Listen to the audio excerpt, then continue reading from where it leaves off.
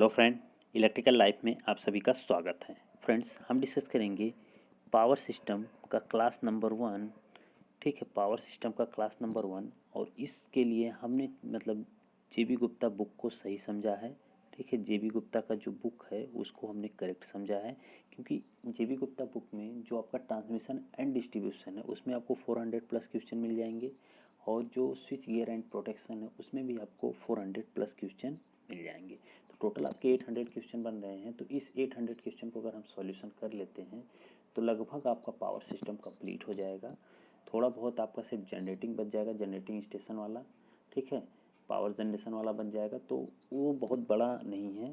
ठीक है, तो आपके लिए जो मेन है, जहाँ से सबसे ज़्यादा क्वेश्चन फ्रेम होता है, वो कंप्लीट हो जाएगा। ठीक है, तो आज का क्लास नंबर 1, इसमें हम डिस्कस करेंगे जेबी गुप्ता की बुक का सॉल्यूशन, और ये होगा ट्रांसमिशन और डिस्ट्रीब्यूशन का। क्लियर है इतनी चीज़? तो चलिए, पहला क्वेश्चन है ट्रांसमिशन एंड डिस्ट्रीब्यूशन का, कि ट्रांसमिशन लाइन कनेक्ट्स। ऑप्शन क्या है? Generating station to a switching station पर step down transformer station. Second क्या कह रहा है? Step down transformer station to service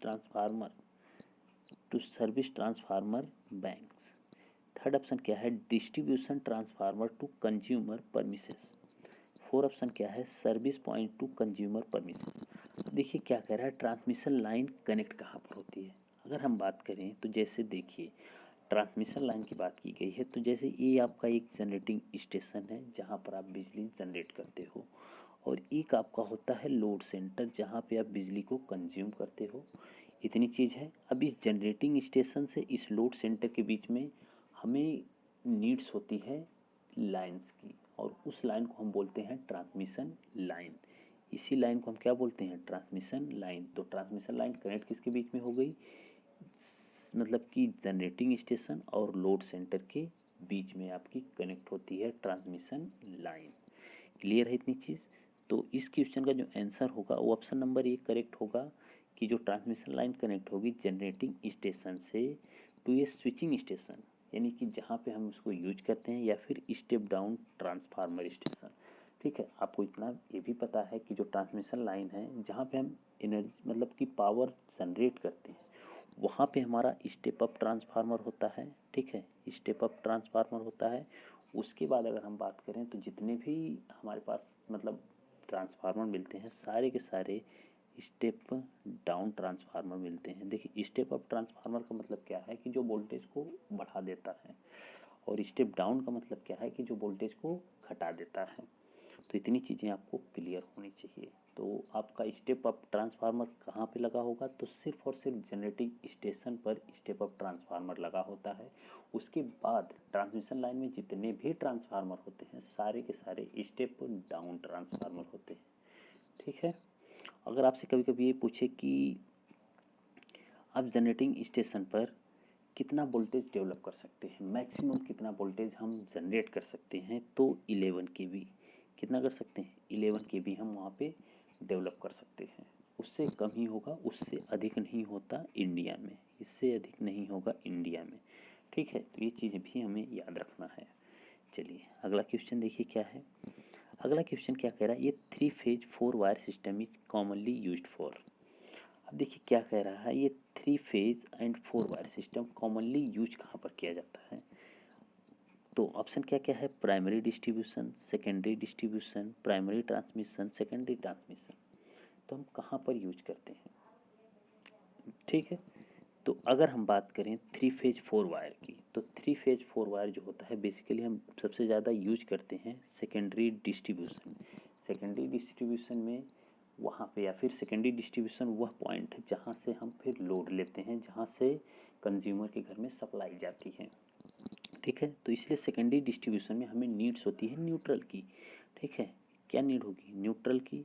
तो यह न्यूट्रल आपको तभी मिलेगा जब आपके पास फेज भी हो और उससे अधिक एक वायर हो, जिससे हम 3 फेज 4 वायर कहते हैं। तो 3 फेज 4 वायर का मतलब क्या है? कि 3 तो फेज होगा, एक क्या होगा उसमें? न्यूट्रल होगा। तो ये बेसिकली यूज होता है सेकेंडरी डिस्ट्रीब्यूशन में। बाकी हर जगह अगर हम बात करें, पूरे पूरे एकदम समझ जाओ ट्रांसमिशन लाइन में सेकेंडरी डिस्ट्रीब्यूशन को छोड़कर बाकी हर जगह हम कौन सा मतलब यूज करते हैं, तो 3 फेज 3 वायर ही यूज करते हैं, 3 फेज 3 वायर ही हम यूज करते हैं, ठीक है। लेकिन सेकेंडरी डिस्ट्रीब्यूशन में हमें क्या नीड पड़ती है, 3 फेज 4 वायर की, 3 फेज 4 वायर की, ठीक है, याद रहे ये। चलिए अगला क्वेश्चन देखिए क्या है, the rated voltage of a 3 phase power system is given as. तो रेटेड वोल्टेज जो 3 फेज पावर सिस्टम का होता है वह क्या होता है, आपसे ही पूछा है। तो क्या वो आरएमएस फेज वोल्टेज होता है, पीक फेज वोल्टेज होता है, RMS line to line voltage होता है, peak line to line voltage होता है, क्या होता है। तो इस क्वेश्चन का जो आंसर होगा ना, the rated voltage of a 3 phase power system is, 3 phase power system का जो रेटेड वोल्टेज है, अगर रेटेड वोल्टेज की हम बात करें तो जैसे कि 33 kV, ठीक है, 11 kV, 132 kV, तो ये सब जो वोल्टेज हैं ये क्या हैं एक्चुअली में, ये कौन से वोल्टेज है, क्या आरएमएस फेज वोल्टेज है या पीक फेज वोल्टेज है या RMS line to line voltage है। तो इस क्वेश्चन का जो आंसर होगा वो होगा option number C, RMS line to line voltage होते हैं। जो 33 kV आपको मिल रहा है, 66 kV मिल रहा है, 132 kV मिल रहा है, ये सारे के सारे RMS line to line voltage होते हैं। इम्पॉर्टेंट है, याद रखिएगा इसे। चलिए अगला देख लेते हैं, अगला क्या है, which of the following is usually not the generating voltage, यानी कौन सा इसमें जनरेटिंग वोल्टेज नहीं है। मैंने क्या कहा था कि मैक्सिमम आप कितना जनरेट कर सकते हो, 11 kV, इससे ऊपर तो आप डेवलप नहीं कर सकते हो, ठीक है, इससे ज़्यादा तो हम डेवलप नहीं कर सकते हैं। तो बाकी देखिए, जनरेटिंग वोल्टेज अभी क्या है कि थोड़ा सा डेवलप कर दिया गया है, तो थोड़ा सा इसमें ना थोड़ा सा सोचने की बात है कि और हम कितना मतलब कि करेक्ट माना जाएगा। तो आप अगर कहीं देखेंगे तो 6.6 kV भी आपको मिलेगा, ठीक है, 11 kV भी आपको मिलेगा एंड 32.8 kV भी आपको मिल जाएगा।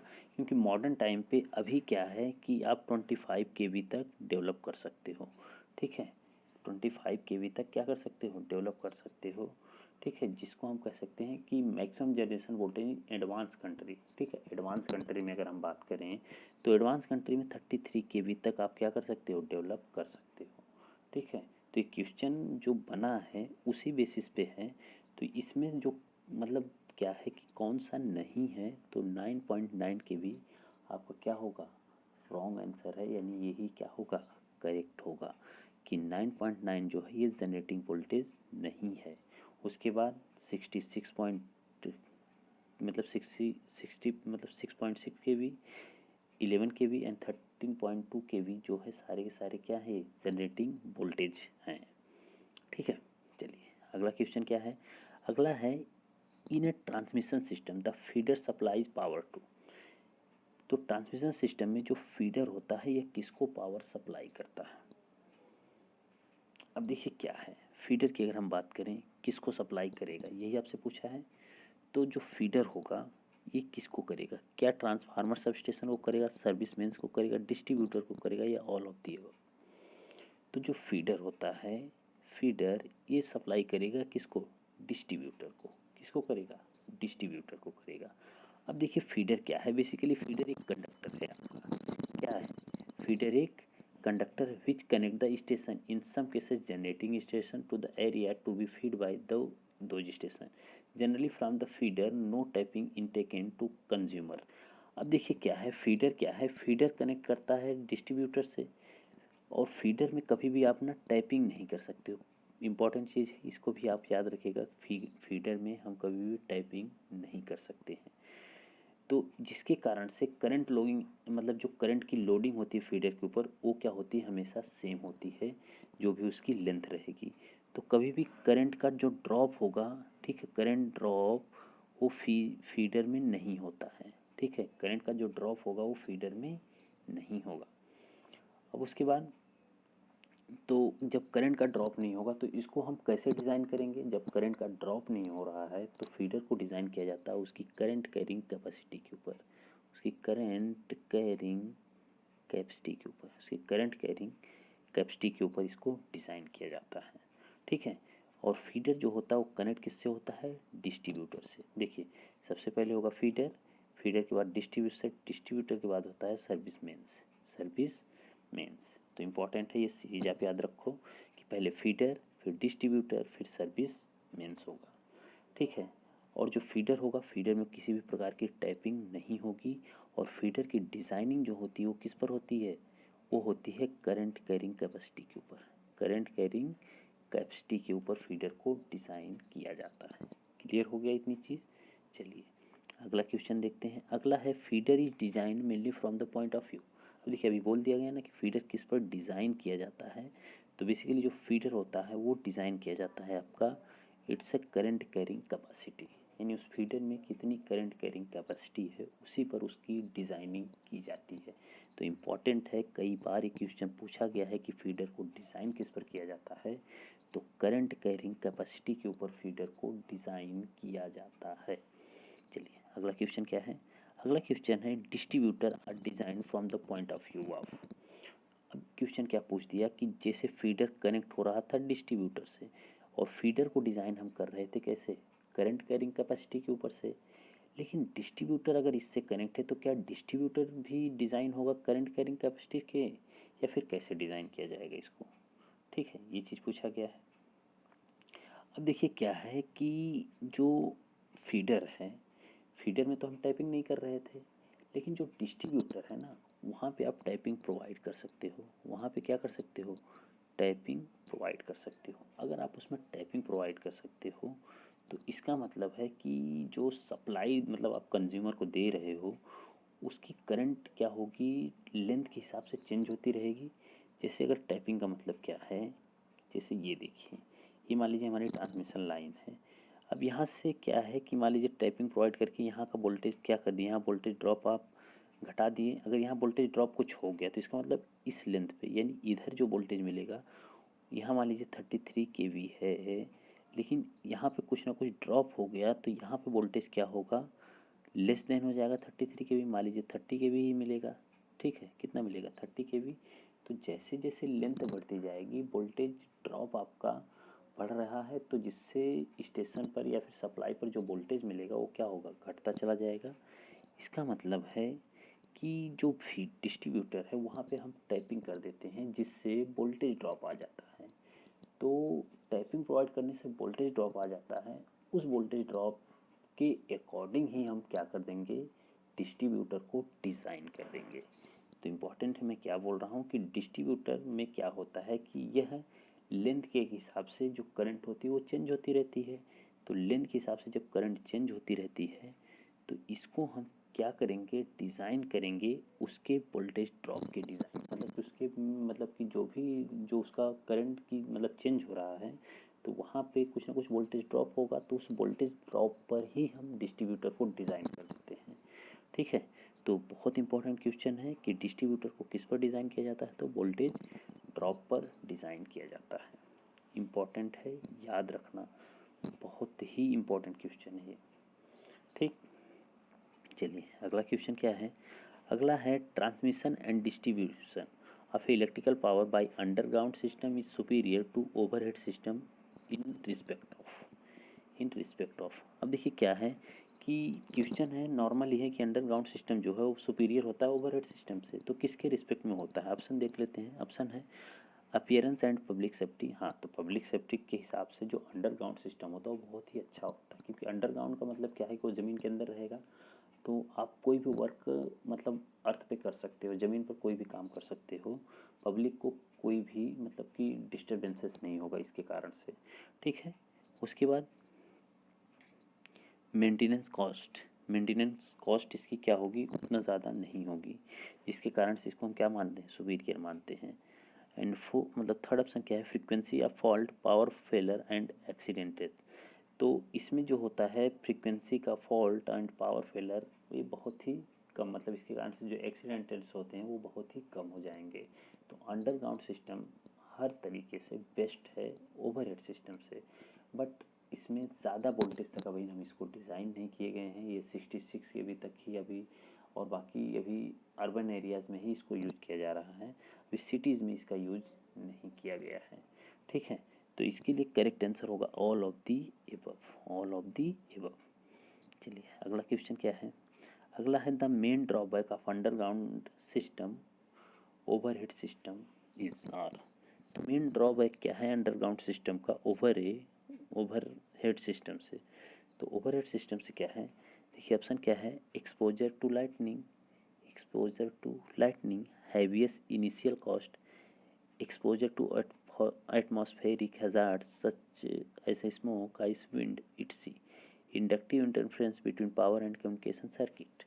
अब देखिए क्या है, अंडरग्राउंड सिस्टम को जब हम इंस्टॉल करते हैं, जब हम बनाते हैं, तो उसके लिए हमें क्या है कि पहली बात तो लेबर कॉस्ट ज़्यादा होगी। जब लेबर कॉस्ट ज़्यादा होगी तो उसको ज़मीन के अंदर हमें रखना है, ज़मीन के अंदर उसे बैठाना है, तो उस कंडीशन में क्या होता है कि उसकी जो इनिशियल कॉस्ट यानी जो प्रारंभिक लागत होती है वो बहुत हैवी हो जाती है।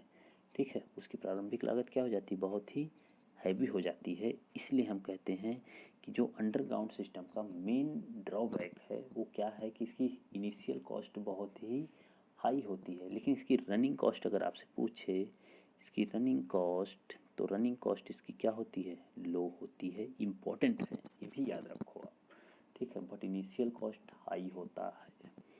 चलिए अगला क्वेश्चन क्या कह रहा है, अगला है the main drawback of overhead system over underground system. अब पूछ लिया है कि ओवरहेड सिस्टम का क्या ड्रॉबैक है अंडरग्राउंड सिस्टम की रिस्पेक्ट में।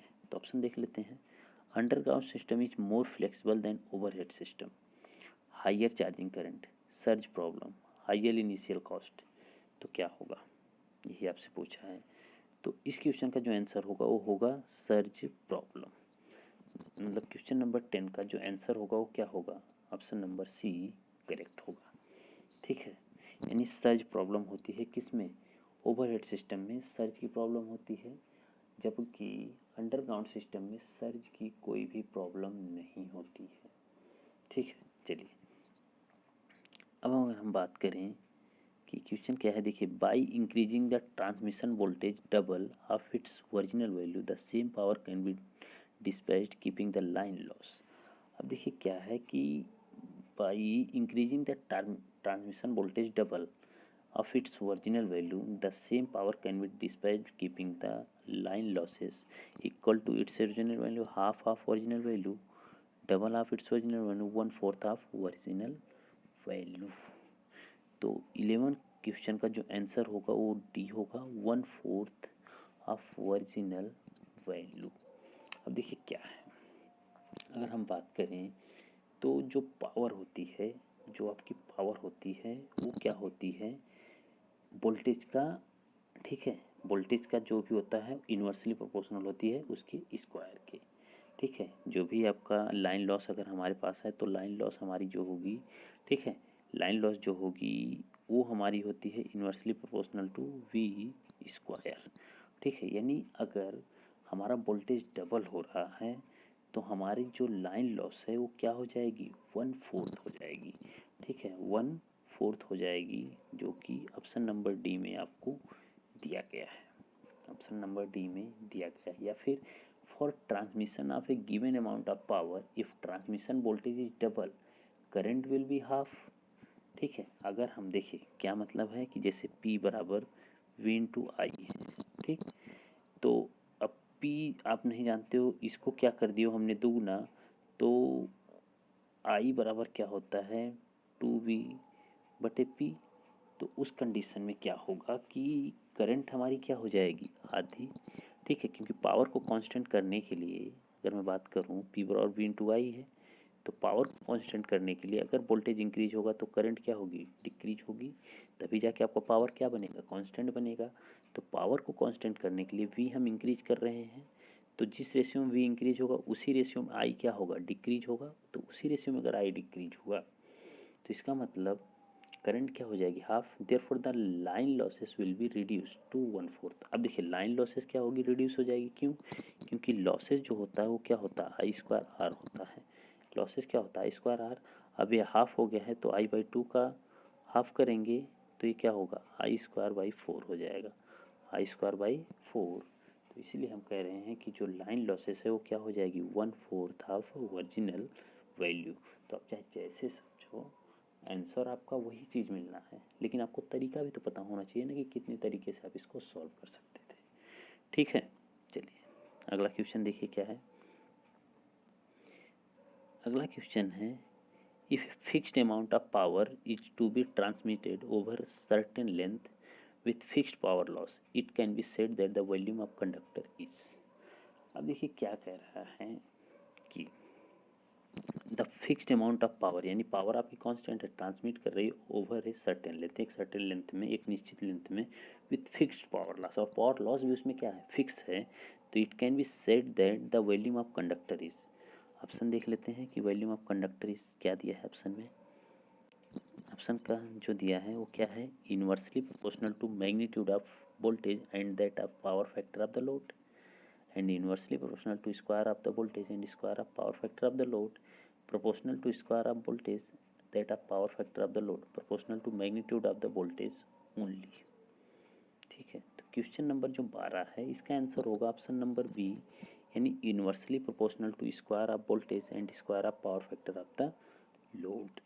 तो देखिए अगर हम बात करें तो अगर आपने पढ़ा होगा तो अगर जो वॉल्यूम की बात होती है वी की, तो वॉल्यूम जो आपका होता है वो होता है पी का स्क्वायर एल का square rho upon V square cos square phi into omega, ये ओमेगा भी होता है। तो वॉल्यूम आपको यही मिलता है। तो वॉल्यूम जो आपका होगा वो क्या कर रहा है, डिपेंड कर रहा है। देखिए उसमें बोल भी दिया क्वेश्चन में कि पावर भी आपकी कांस्टेंट है, लेंथ भी आपकी एक सर्टेन लेंथ बोल दिया, ये भी कांस्टेंट है। ठीक है, और उसमें जो लॉसेस हो रहे हैं वो भी मतलब कि फिक्स हैं। तो फिर डिपेंड किस पर करेगा, जो वॉल्यूम है, तो वॉल्यूम डिपेंड करेगा वोल्टेज पर एंड पावर फैक्टर पर। क्लियर है इतनी चीज़। ये फार्मूला याद रखिएगा, फार्मूला बहुत इंपॉर्टेंट है। फार्मूला क्या है, बहुत ही इंपॉर्टेंट, क्योंकि वॉल्यूम बराबर क्या होता है, P square L square rho upon V square cos square phi. ठीक है, तो इंपॉर्टेंट है, फार्मूला तो याद रखना ही है, क्योंकि तभी तो आप समझ पाओगे। तो वी बराबर क्या होगा, डिपेंड करेगा वोल्टेज पर एंड पावर फैक्टर पर, और दोनों इन्वर्सली प्रोपोर्शनल होगा और दोनों के दोनों स्क्वायर में होगा। ये बहुत ही इम्पोर्टेंट है।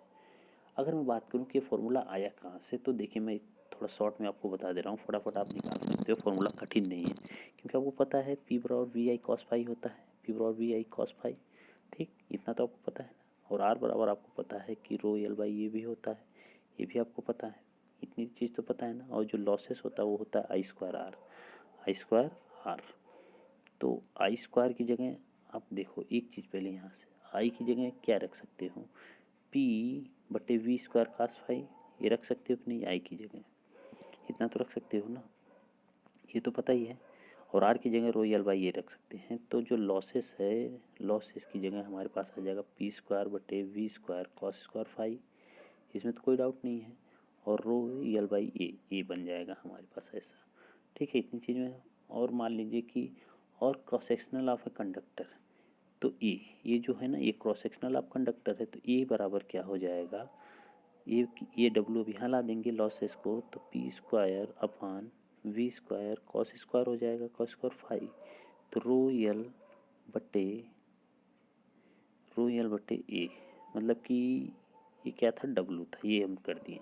ठीक है, तो यहाँ से एरिया आपको मिल गया। अब अगर हम बात करें तो एरिया अगर आपको मिल गया तो आपको क्या बताना है, वॉल्यूम। तो वॉल्यूम का मतलब कि इधर भी एल से मल्टीप्लाई कर दो, इधर भी एल से मल्टीप्लाई कर दो, तो ये आपको क्या मिल जाएगा, वॉल्यूम मिल जाएगा। तो वॉल्यूम के बराबर आपको ये सब फॉर्मूला मिल जाएगा। तो फॉर्मूला जब मिल जाएगा तो आप वहाँ से डायरेक्टली बता सकते थे। ठीक है, तो इस क्वेश्चन का आंसर जो होगा option number B correct answer होगा। चलिए अगला क्वेश्चन देखिए क्या है। For the same voltage drop increasing the voltage of distributor N times. तो सेम वोल्टेज ड्रॉप के लिए हम लोग क्या कर रहे हैं, इंक्रीज कर रहे हैं voltage of a distributor N times. ठीक है, डिस्ट्रीब्यूटर का वोल्टेज क्या कर रहे हैं, एन टाइम्स हम क्या कर रहे हैं, मतलब कि इंक्रीज कर रहे हैं। ठीक है, तो क्या होगा इसका आंसर।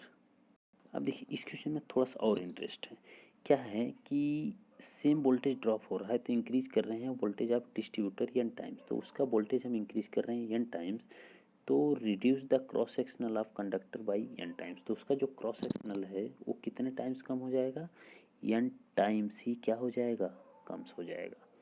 एन टाइम ही उसका क्या हो जाएगा, क्रॉस सेक्शनल कम हो जाएगा। ठीक है, उसका क्रॉस सेक्शनल क्या हो जाएगा, कम हो जाएगा। अब देखिए ये भी चाहो तो आप देख सकते हो कि कैसे हो जाएगा। ठीक है, तो वो भी बस उसी फॉर्मूले में अभी हमने बताया था ना, उसी फॉर्मूले में आप देख सकते हो कि आई बराबर होता है पी बटे वी कॉस फाई। ठीक है, पी बटे वी कॉस फाई, इतनी चीज़ तो आप देख ही रहे हो ना। वी की जगह आई इंटू आर कर सकते हो, आर बराबर तो रो यल बाई ए होता है, रो यल बाई ए। तो ये क्रॉस सेक्शनल एरिया जो देखोगे वो इन्वर्सली प्रोपोर्शनल आ जाएगा वोल्टेज के।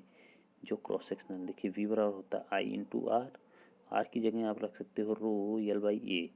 तो यहाँ से ये जो है वो डिपेंड कर रहा है वोल्टेज के ऊपर, और वो भी इन्वर्सली प्रोपोर्शनल। तो अगर वोल्टेज आपका इंक्रीज हो रहा है एन टाइम्स, तो क्रॉस सेक्शनल एरिया क्या होगा, डिक्रीज हो जाएगा एन टाइम, यानी रिड्यूस हो जाएगा एन टाइम्स। क्लियर है? चलिए अगला क्वेश्चन क्या कह रहा है, in transmission system the weight of copper use in proportional to. तो कॉपर का वेट अगर आपसे पूछ रहा है, देखिए इंपॉर्टेंट है ये भी, कॉपर का वेट भी आपसे पूछ रहा है कि कितना होना चाहिए कॉपर का वेट, और किस पर डिपेंड करेगा। तो ऑप्शन आपका E square E, 1/e square 1/e, none of this. तो 14 का जो आंसर होगा वो होगा 1/e स्क्वायर। तो वेट जो होगा कॉपर का वेट वो डिपेंड करेगा 1/e स्क्वायर पर। ठीक है, किस पर डिपेंड करेगा, 1/e स्क्वायर पर आपका डिपेंड करेगा। ठीक है, ठीक। तो इस क्वेश्चन का जो आंसर होगा ऑप्शन नंबर सी होगा। चलिए अगला क्वेश्चन देखिए क्या है, क्वेश्चन नंबर 15 को हम देखते हैं क्या है कि the volume of copper required for an AC transmission line is inversely proportional to. तो क्या कह रहा है, the volume of copper required to an AC transmission line is inversely proportional to current, voltage, power factor both B and C. तो कौन सा सही होगा, तो ऑप्शन नंबर डी जो होगा वो क्या होगा, करेक्ट हो जाएगा। ऑप्शन नंबर डी जो होगा वो करेक्ट हो जाएगा। तो volume of copper required for an AC transmission line is inversely proportional to voltage और पावर फैक्टर, वोल्टेज और पावर फैक्टर। अगर हम बात करें तो आई बराबर क्या होता है, पी बटे वी कॉस फाई, पी बटे वी कॉस फाई। तो ये आई आपको मिल गया। ठीक है, तो basically line current is inversely proportional to product of line voltage and power factor for the given amount of power.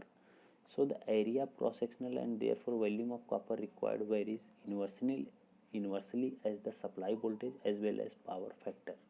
ठीक है, तो उसी तरह से जब हम मतलब कि क्या निकाल लेंगे, अभी हमने निकाला भी था तो इसमें कुछ ऐसा नहीं दिया स्क्वायर करके, तो हमने निकाला था वॉल्यूम जो था वो क्या हो रहा है, इन्वर्सली प्रोपोर्शनल हो रहा है वोल्टेज के और पावर फैक्टर के, वोल्टेज के और पावर फैक्टर के। चलिए अगला क्या है, इम्प्रूविंग पावर फैक्टर। इम्प्रूव करना है आपको पावर फैक्टर, तो क्या होगा, reduce current from A given output, increase line losses in line, increase the cost of station equipments. तो 16 नंबर क्वेश्चन का जो आंसर होगा वो क्या होगा, करेक्ट होगा ऑप्शन नंबर ए, यानी reduce current for a given output. तो करंट को हम क्या कर देंगे, रिड्यूस कर देंगे जो आउटपुट आपको दिया गया है, तो जिसके कारण से आपका पावर फैक्टर जो होगा वो क्या हो जाएगा, इम्प्रूव हो जाएगा। देखिए कैसे, क्योंकि हमें पता है आई जो है वो प्रोपोर्शनल होगी 1 पावर फैक्टर के। ठीक है, क्योंकि अभी हमने देखा आई बराबर क्या होता है, पी बटे वी कॉस फाई। तो वहाँ से आई जो है प्रोपोर्शनल है 1 पावर फैक्टर की। तो इसका मतलब for a given output and therefore line loss and cost of station equipments.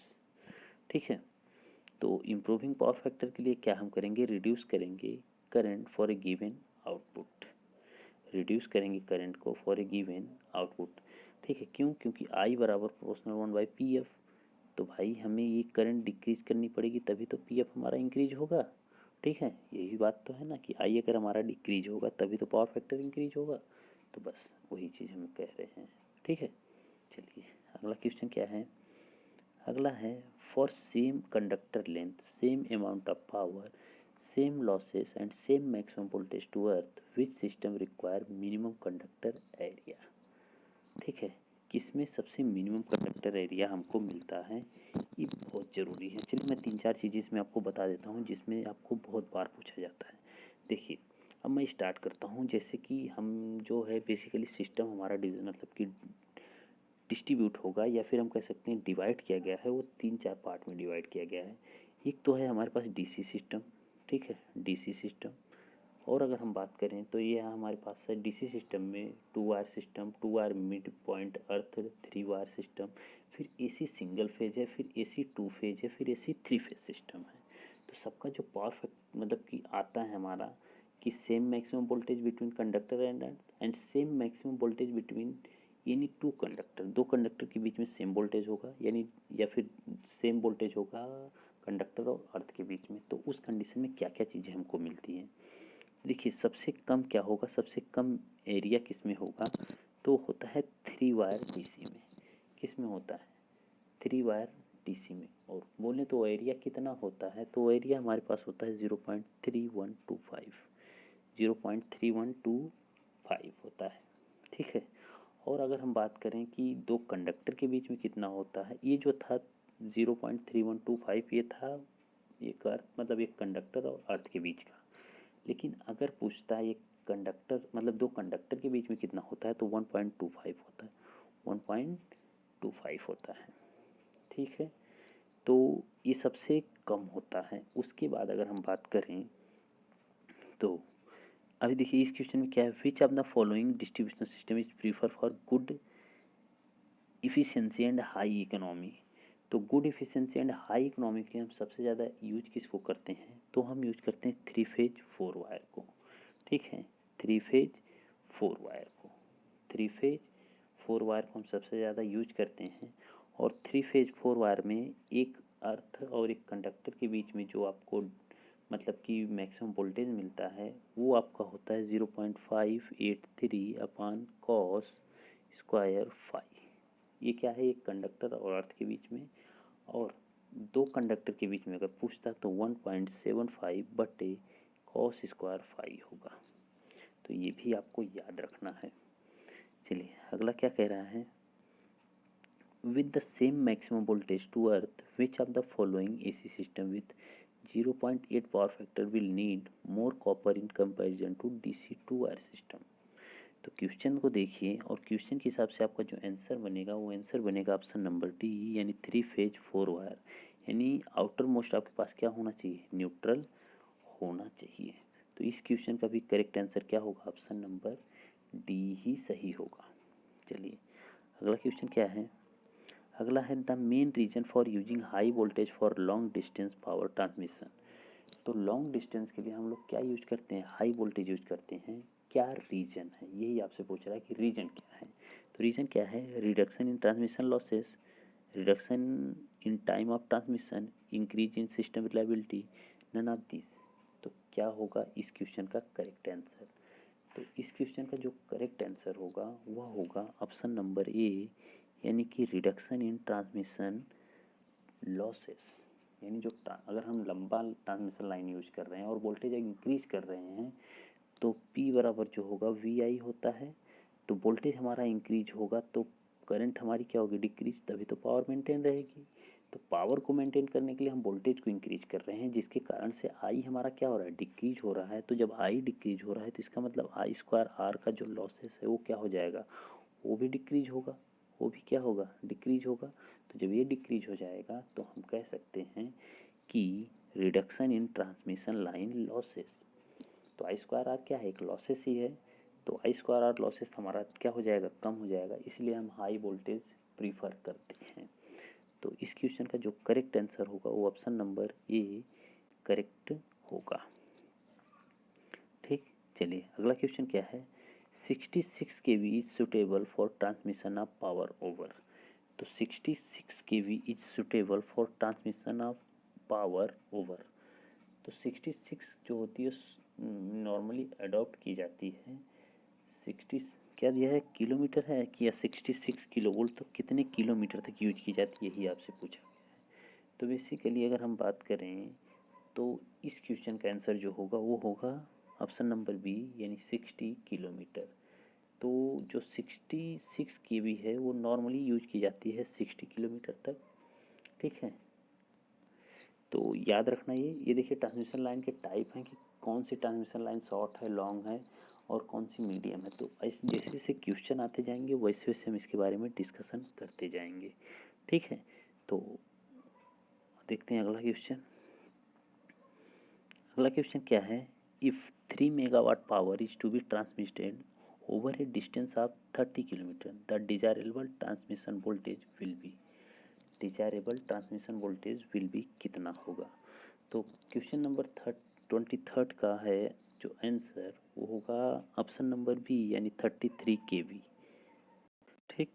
तो ऐसे क्वेश्चन के लिए ना एक एम्पिरिकल फार्मूला बना है, एम्पिरिकल फार्मूला जिसको अगर याद है तो फिर उस फार्मूले से आप इस चीज़ को निकाल सकते थे। तो एम्पिरिकल फार्मूला आपके पास क्या था कि 5.5 अंडर रूट किलोमीटर बटे 1.6 प्लस KVA रेटिंग बटे 150। तो ये फार्मूला अगर याद है तो इस फार्मूले में आप रखो, आपका आंसर निकल के आ जाएगा। तो इसका 33 kV आएगा, बट कैसे आएगा देखते हैं। तो फार्मूला याद हो गया आपको, तो 5.5 अंडर रूट किलोमीटर, किलोमीटर कितना है 30 बटे 1.6 प्लस कितना KVA रेटिंग दे रखा है, तो 3 मतलब कि 3 मेगावाट। तो KVA में तो आपको बताना ही है, लेकिन ये मेगावाट में दिया है तो KVA में अगर इसको कन्वर्ट करेंगे तो 3 × 10⁻³ KVA ऐसे लिख सकते हैं हम इसको, यानी कि किलोवाट ऐसे लिख सकते हैं। क्लियर है ना। तो मेगावाट में दे रखा है लेकिन हमें किलोवाट में बदलना है, तो हमने इसको बदल दिया 3 × 10⁻³ बटे 150। अब जैसे ही हम इसको मतलब कि वो करेंगे तो हमारा निकल के आ जाएगा 34 kilo volt, 34 kilo volt. But 34 तो होता नहीं है, तो इसीलिए हमारा करेक्ट होगा 33 किलो वोल्ट। आज के टाइम पे क्या है कि कैलकुलेटर तो अलाउ ही है, तो याद रखिए कि आप निकालना, फार्मूला इंपॉर्टेंट था, फार्मूला आप याद रखो कि क्या है, empirical formula for a transmission voltage तो होता है 5.5 under root kilometre upon 1.6 plus load in KVA upon 150, load in KVA upon 150। तो इम्पोर्टेंट है, ये भी याद रखिए आप। चलिए ये क्वेश्चन देखते हैं, the highest transmission voltage used in India.